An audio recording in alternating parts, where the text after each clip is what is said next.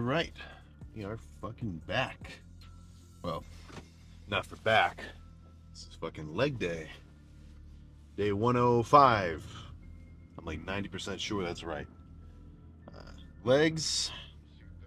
So the weight, I tell you what, guys, I have been fucked up. I've been stuck at 250 because I just can't. I'm not eating enough food. Like, there's no other problem. I'm literally just not eating enough food. It's fucked. So, I don't know, man. 260, bro. It's starting to sound a little crazy, but whatever. I gotta get back on it.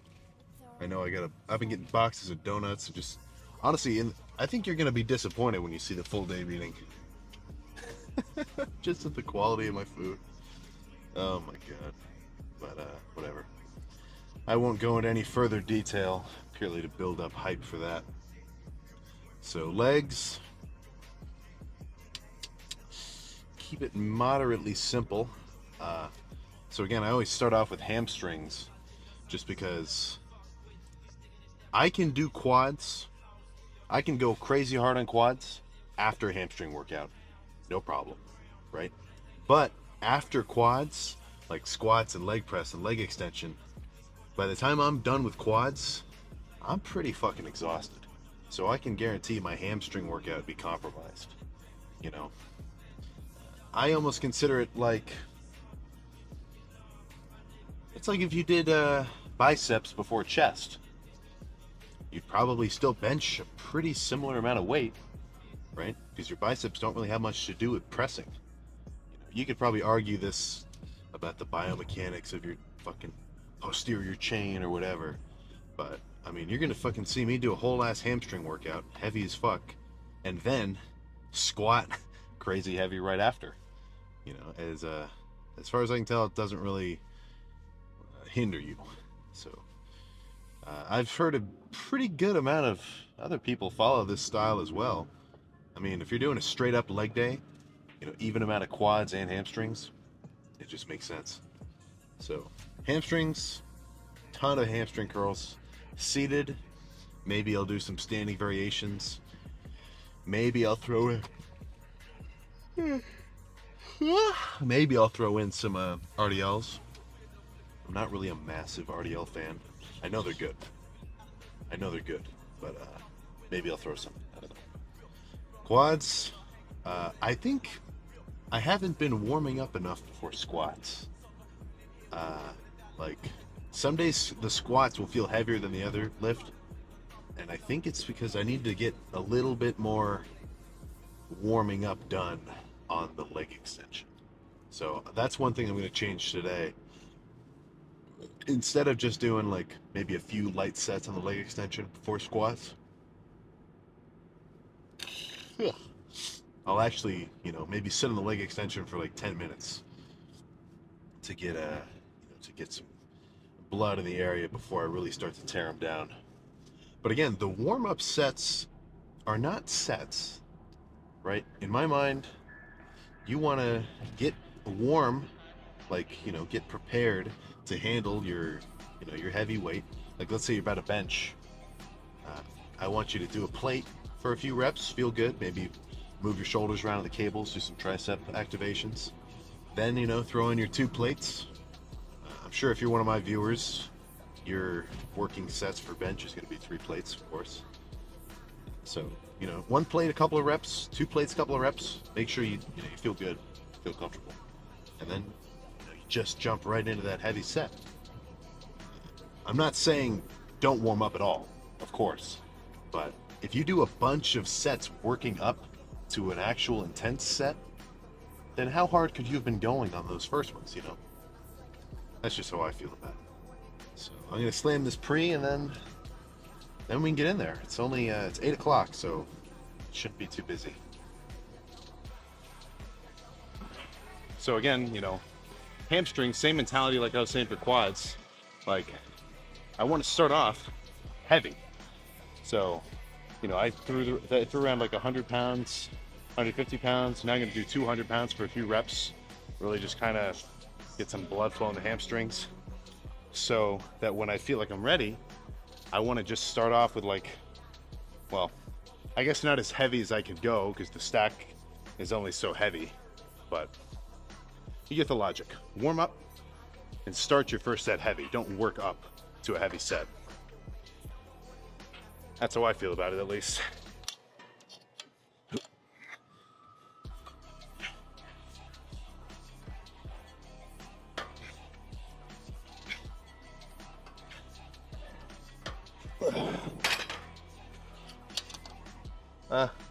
I'll just feel 260 and then we'll hit the stack next.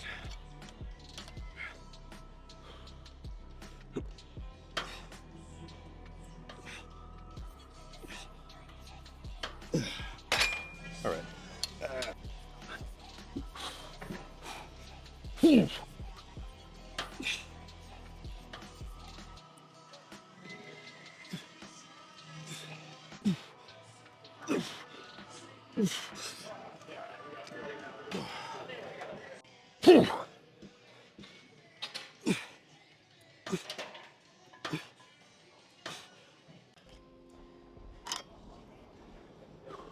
When I'm doing these curls, like, I'm not just trying to throw the weight around, you know.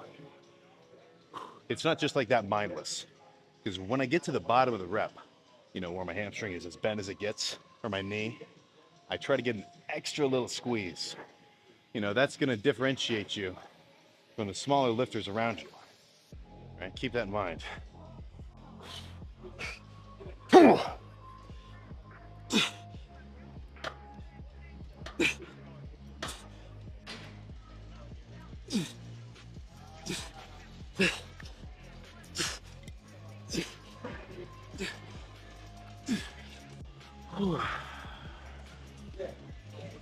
I feel pretty strong today. Good, very good. Good sign for the rest of the lift.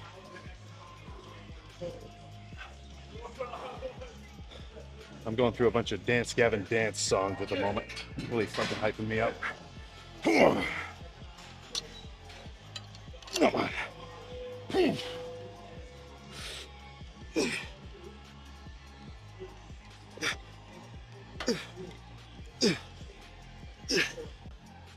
A little bit of a niche variation.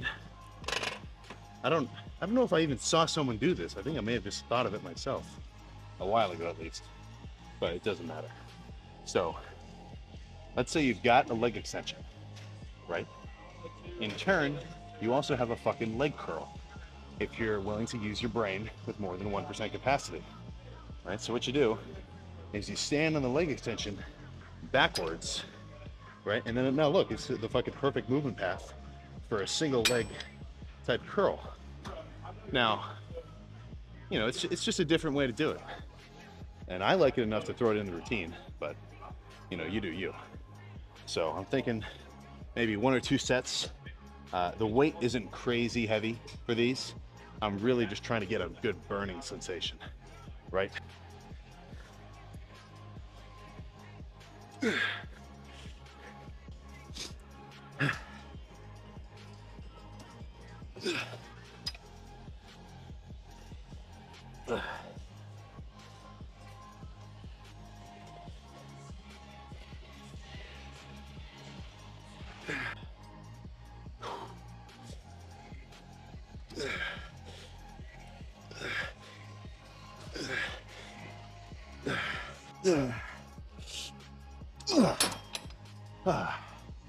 Okay.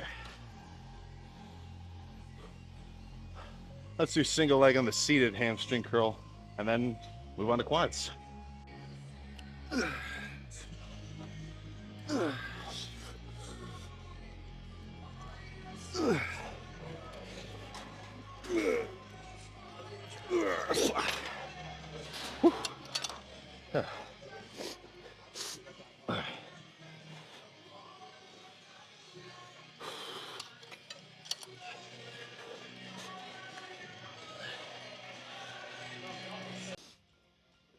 Okay, one plate should feel completely effortless.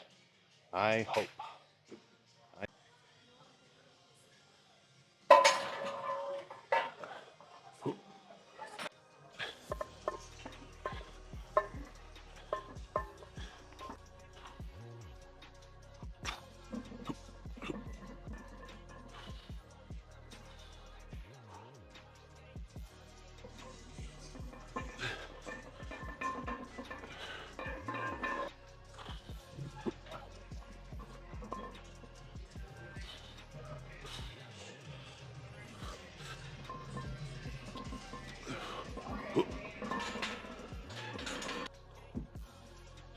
feel warm.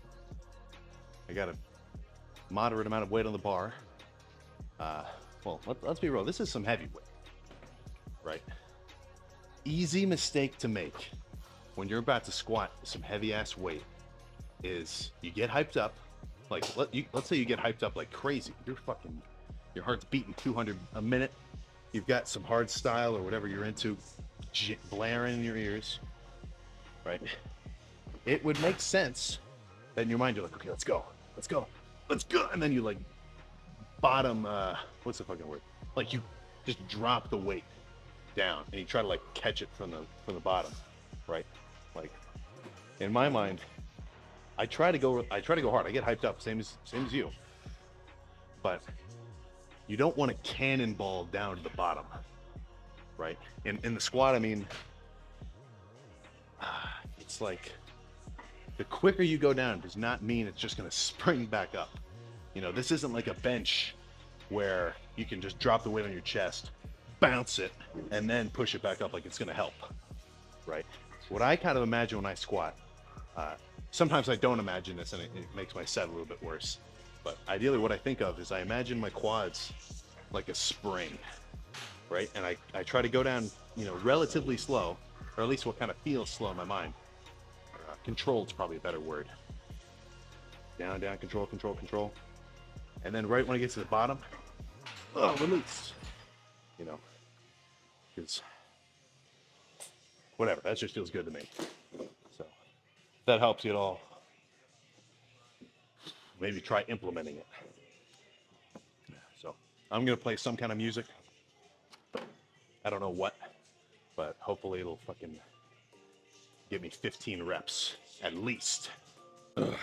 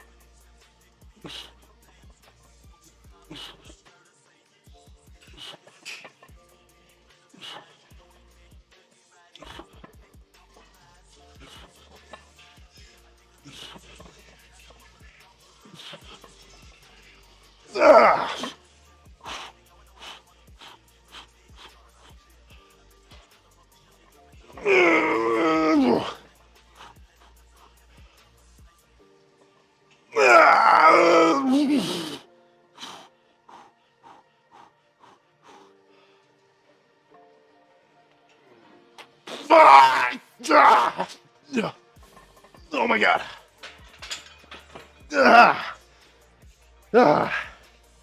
Okay. There was no possible way I could have got another rep. I'm proud of that.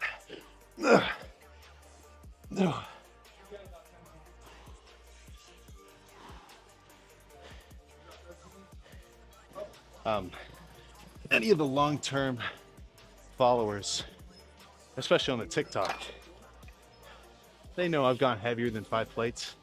Like on the last bulk, the craziest set that I hit was 6 plates for 8 reps.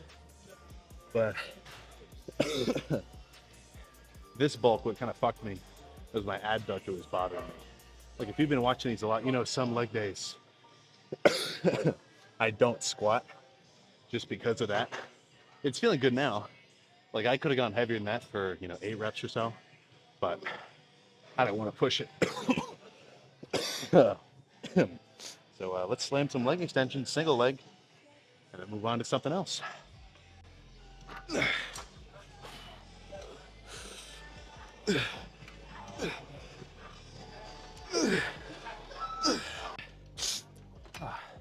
Same thing I was saying on the hamstring curls, right? When you get to the most contracted part of the rep, try to squeeze it a little. I try to do the same thing on leg extensions. Like even though it looks like I'm just throwing it around at the top, even though it doesn't, you might not even notice it in the video. I try to get a single moment of just holding the weight if you can imagine.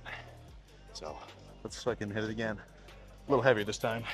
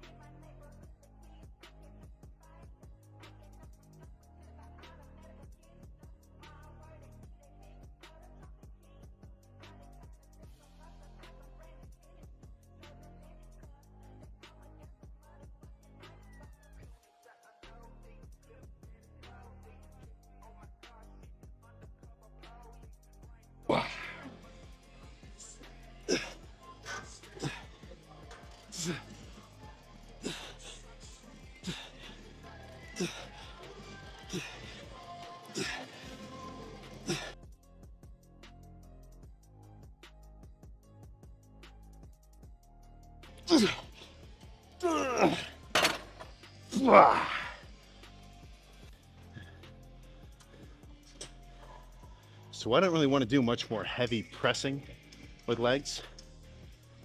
So I'm not gonna like move on to a heavy ass leg press. But right now I'm thinking I'm gonna do a little bit of a superset here. Because you gotta think, I just did the stack with one leg. So the stack is not enough if I'm fresh. But if I pre-exhaust with some sissy squats like this, right? And then jump onto leg press double leg, should be a pretty decent burn.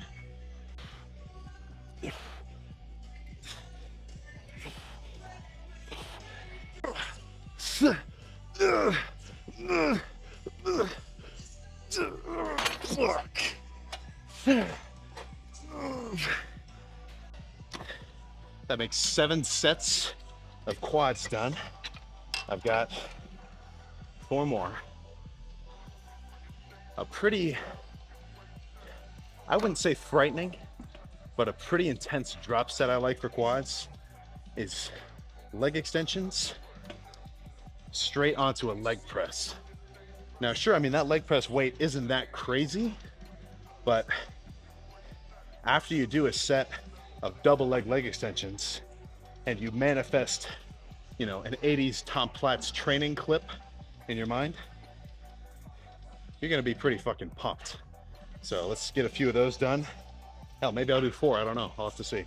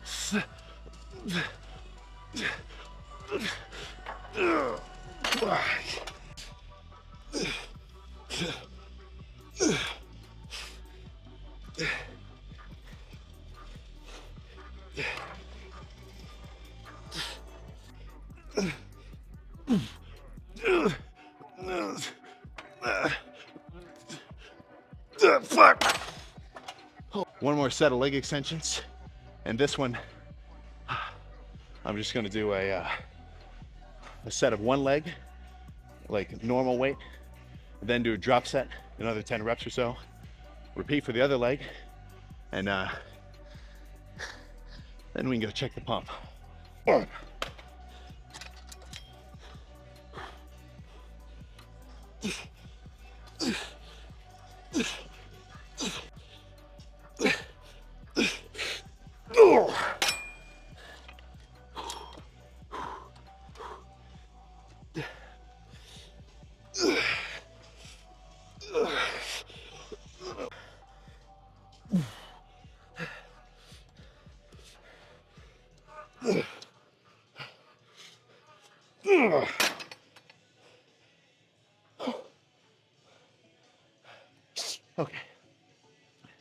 So if you've noticed, obviously a pump is gonna go check the pump, but if you've been paying close attention, as you should be, I do single leg extensions with the left leg first, because I think my left quad is slightly weaker than the right. Obviously not that bad, but just slightly. So in an effort to mitigate a muscular imbalance, I do the left leg first for however many amount of reps I get.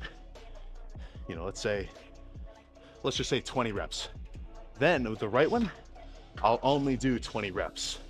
Even if this right one, which is stronger, could do more, right? So the mentality there, I've said this before, it'll give the left one a little more work, but not so much that it'll ever surpass this one. You understand? So if your left bicep is smaller than the right one, then add a couple of single arm movements where you do one arm at a time, like just straight reps. And if your left arm, the smaller one, only gets 8 reps, only do 8 on the right. You understand? But for the most part, unless you have a serious like insertion based difference, like worst case scenario, if you've seen that one guy who has like no left pec or something like that, like literally half of his pec just is not there at all. But that guy still got huge, so that's cool. But whatever, unless you got something like that, for the most part, just by lifting, you'll start to balance out. You know, as long as you don't do anything weird. Just as you get bigger, those minor imbalances will start to disappear. Let's go check the pump. Oh, fuck. Okay. I forgot to do it. Well, I didn't even think about it. But there was a comment that I'm sure the guy who asked this is going to recognize it if he watches the video. But the guy said he wanted to see a pump comparison, like pose with no pump and then pose with the pump to see just how much it changes. And that's a fucking good idea. Because yeah, the pump definitely inflates your look. Even if not just the size of your muscles. Like when you're fully pumped and you've got pre-workout, yeah, you're gonna be veinier. You know, you'll just look fucking freakier. So I'm feeling moderately freaky right now. Honestly, it could be freakier if I actually fucking ate my food like I'm supposed to. My legs would be even bigger than this. But I'm pretty proud of that workout. Ugh, definitely went hard.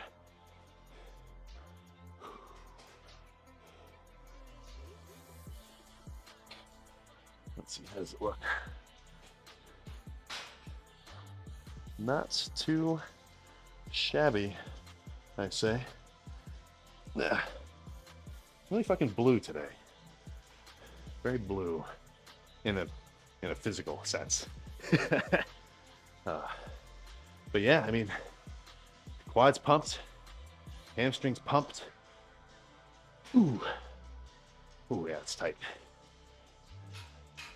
I've been more pumped than this before, but this is well within the range of satisfaction. So I'm gonna finish off calves, and then we can get in the car and discuss something else, which you, well, actually, you do kind of have a say. You know, if people comment enough shit, I'll read it, and then I can, you can give me ideas for the car talk. So let's get out of here.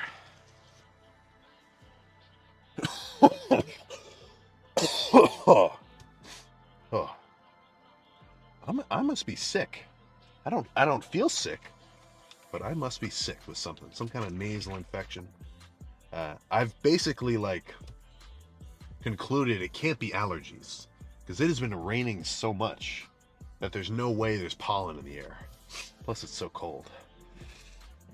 So yeah, I got some kind of something going on.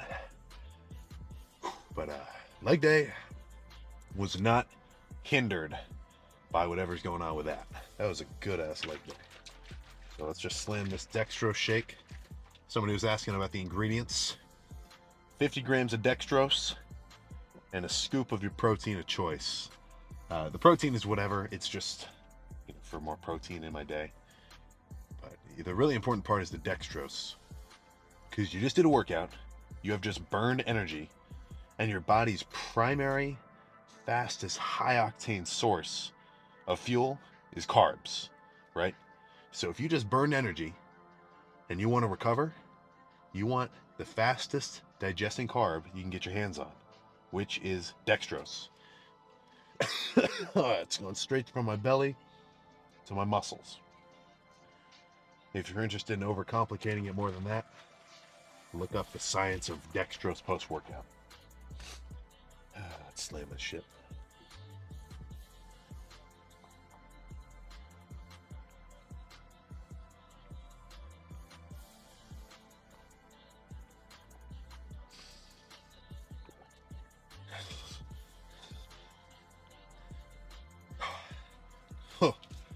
Gross. It's very sweet. This is sugar. It's fucking sugar, goddammit. So let's get out of here. Actually, let's get some chapstick going.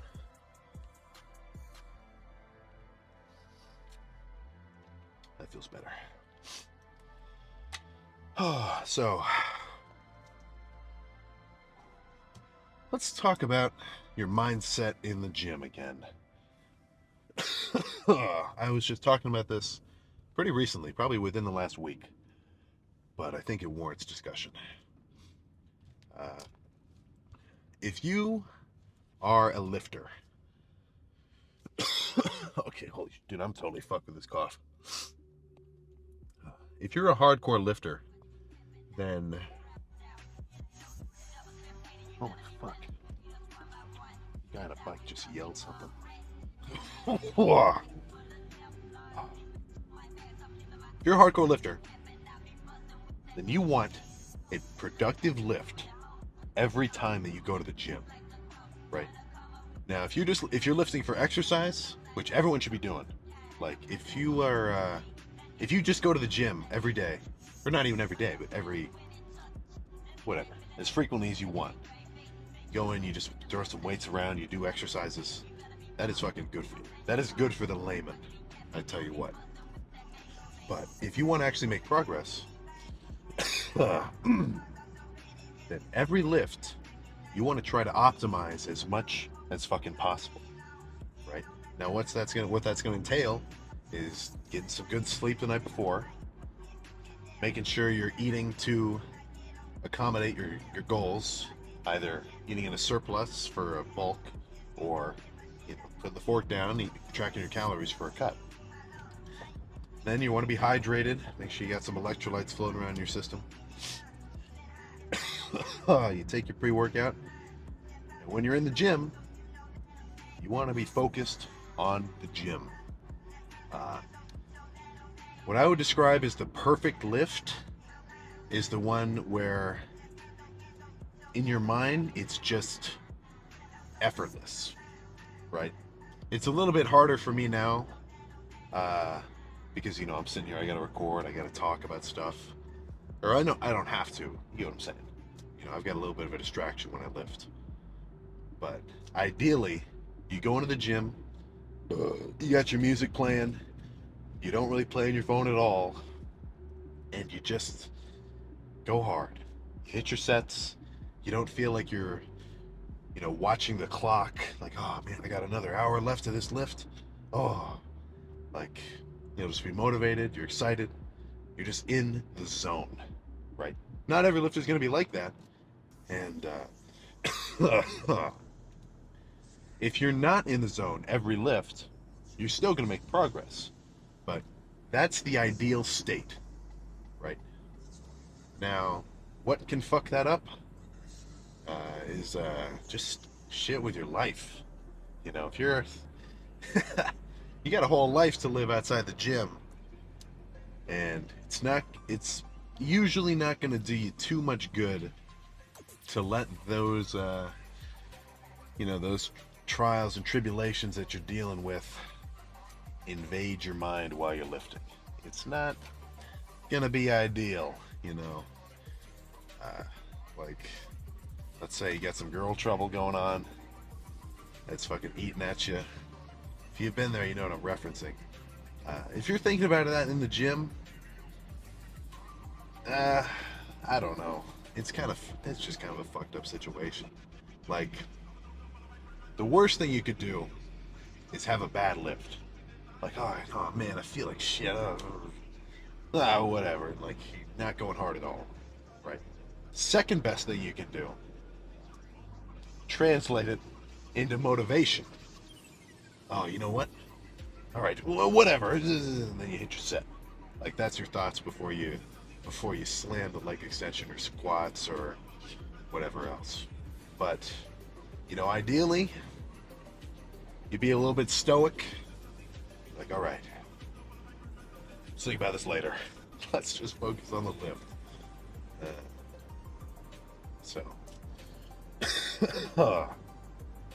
That's my thoughts about that matter, you know. Because when you're in the gym, I mean, it can, like, that can feel good. You can have a good lift if you've got a lot of emotional energy that you're trying to release, you know. But I don't really get behind the idea of, you know, using the gym as a coping mechanism for, you know, stuff outside your life. Now, it's still kind of like a safe place in that sense. You know, like, that's where you go, you got your own stuff going on, you're doing something productive, and you're being active. You know, anything that, you know, fits those two criteria is probably going to be good for you. You know, your mind, mental acuity wise, but it just gets too negative, you know. Like, you shouldn't want to do this to get back at someone, or like to just because you're mad at something, or you just, I don't know.